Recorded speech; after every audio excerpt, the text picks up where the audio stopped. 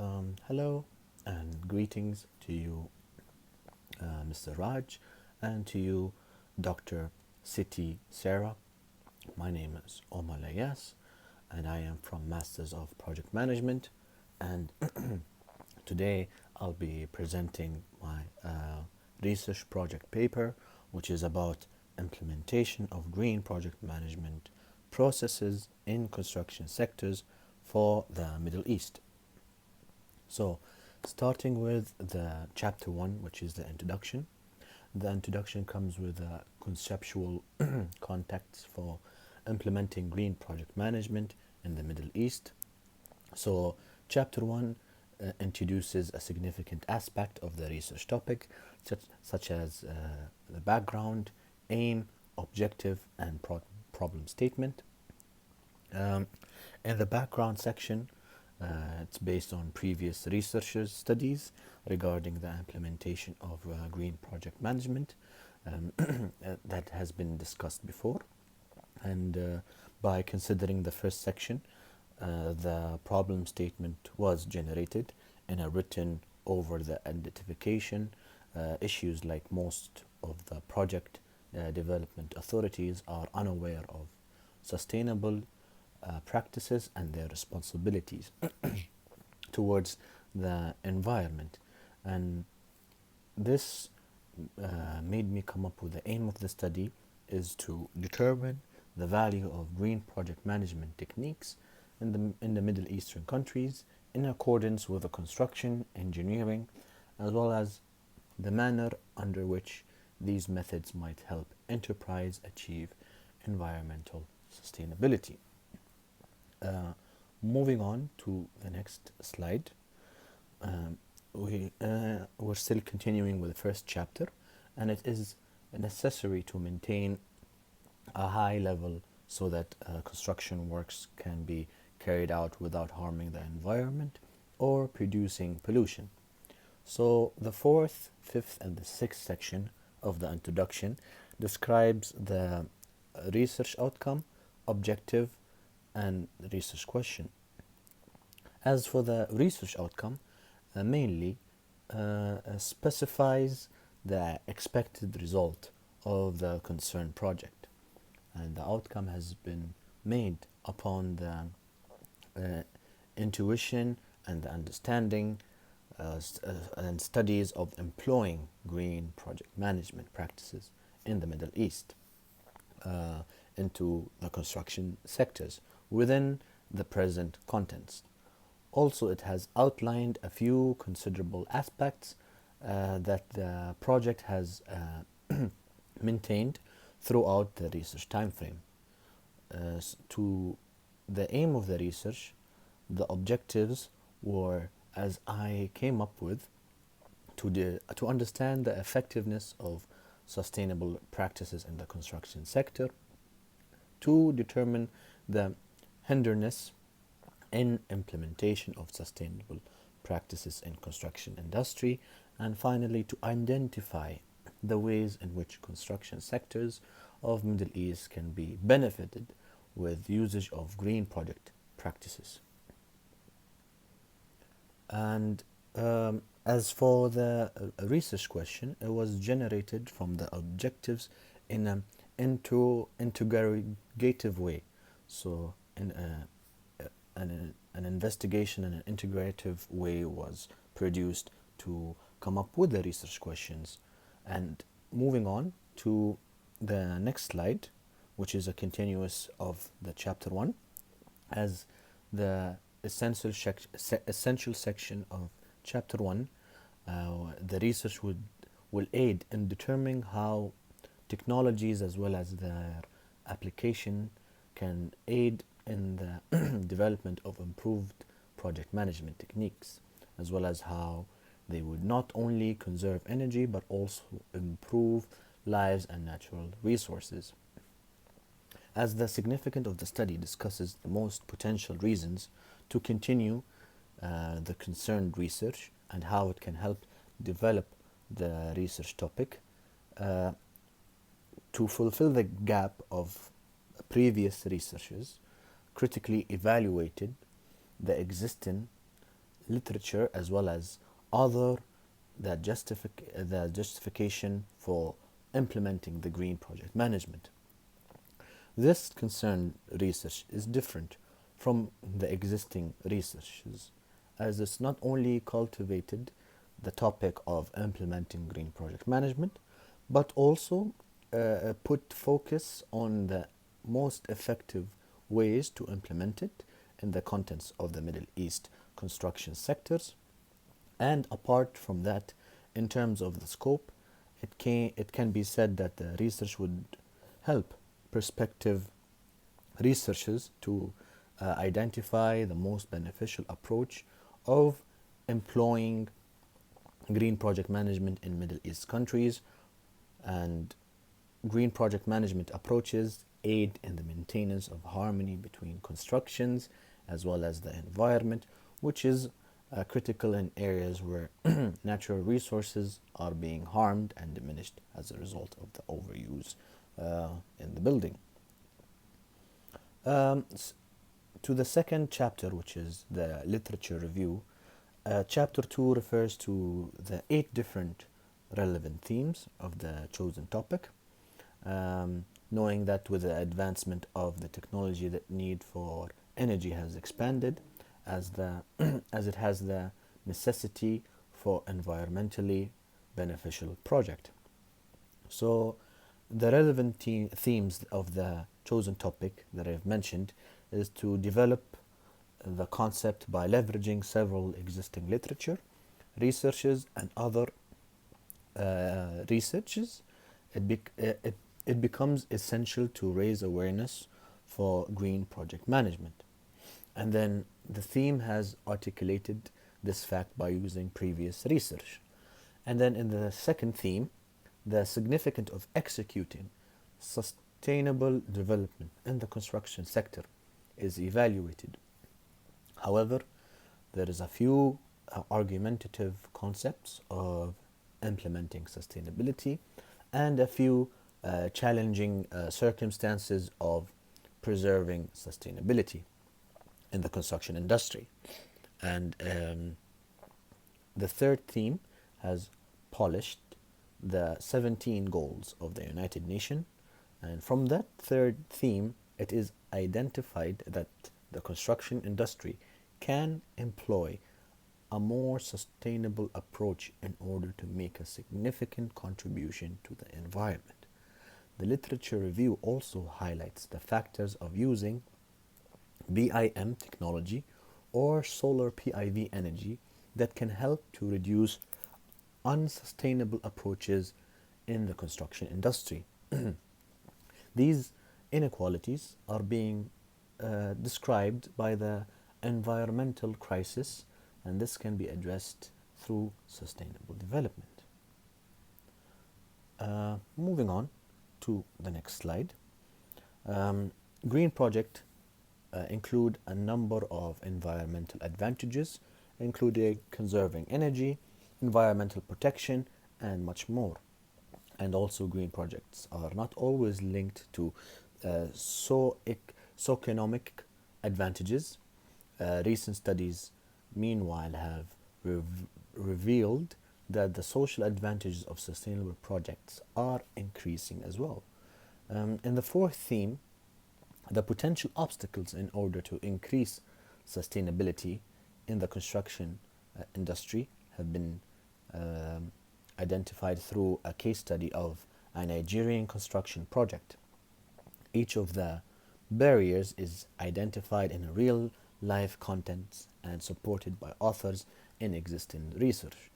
Also, from a personal standpoint, it can be said that the conclusion regarding the identifications of obstacles are becoming biased or limited in a sense, as those are assessed by considering a specific region based on the base case study is in the regard of the research turned out limited in a relationship in a relation in the case study itself. So saying that the focused justifications in the literature review section in light of the next theme, the impact of using sustainability in the construction sectors is ascertained by reviewing previous researches or research and authors, and have supported the fact that indicates the impact of sustainability. However, at the time of reviewing the PSTLE analysis of green project management in the Middle East countries has been analyzed through the research. So the use of strategies such as thermal insulation as well as glass thermal transmission or transition standards, among others, can help to stop thermal emission. Moving on to the next part of the literature review, the P5 analogy is an essential factor that has been considered in the contents. In the sixth theme, the P5 analogy has been discussed through as it helps in the sustainability, that is why constructions industries is suggested to utilize P5 by several authors and researchers. Also, the PRISM approach is considered here in creating a sustainable environment for construction projects, and it is identified that the government of the majority of countries throughout the world tend to develop sustainable materials as a non-renewable energy source, depleted with every single day, and humans will soon run out of energy. One of the researchers has focused on the thermal transmission process that also helps in generating sustainable environment for the construction sector. Moving to the next slide, which is chapter 3, the methodology. So research methodology is considered the most crucial aspect that a research need to analyze in this chapter, and the overall structure of the current research has been evaluated by reviewing all the research designs, and in this section as well of the research, a research that assists in determining how the research was carried out. And it is observed that the descriptive research design is suitable for the research, and this design is the most appropriate one for explaining the finer points of the study. Practically, in cases such as this one that requires green project management, the research philosophy is also crucial in ensuring that the assumptions established during the study and are fully justified and comprehended for. So as a result of all that, selecting the appropriate research philosophy might be critical in a research. So the current research involving the time constraints tend to make a positivism perfect, where the others are much more time intensive. To the next slide, and a deductive approach has been chosen here for any research to be effective and produce the desired result. It is very, very crucial that it is properly implemented with a suitable approach. So the research on green projects as well as their management seem to have a number of relevant theories that can be applied to the study. On that note, the detective approach is justified to utilize. Also, as per the definition of the inductive approach, it would be complex and effort intensive, which makes it unsuitable for the study in terms of the research strategy. From a personal standpoint, it is recommended that the survey strategy will be most justified for the research. However, it must be mentioned that the survey strategy might be hampered due to the current pandemic situation. Uh, Moving on, a research strategy basically is a series of principles or regulations that might be employed as a guide by a single researcher or a team of researchers to ensure that the project is completed successfully. And for this study, a mixture of research techniques that is incorporated both qualitative and quantitative aspects of the research would be used. The primary data will be acquired by a survey and then evaluated using a quantitative research technique. And primary data will be acquired from primary sources, where the secondary data will be gathered from online and offline sources for this study. Um, Secondary data primarily would be gathered through the use of internet sources, and the survey and the questionnaire will be used to obtain the primary data. It is considered the most genuine source of knowledge, and they are extremely trustworthy. The research plan will aid in determining how the information will be gathered in the study, so the most suitable option is considered for the study goals.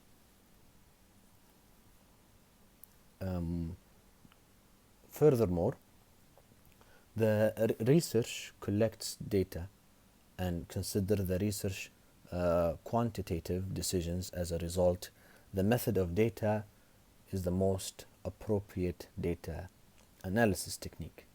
So the analysis method aids in the constructive description and summarization of data points, because the structure can develop what the needs and the needs of all the data requires. So a part of the survey statistically responses are required, which then be evaluated using quantitative data methods.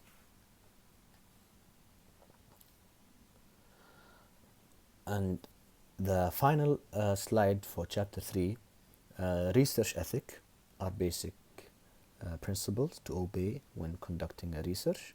So a demographic of 100 people active in the project management successes is taken into an account, and surveyed having 50 replies selected for the data analyzing using the specified sample technique.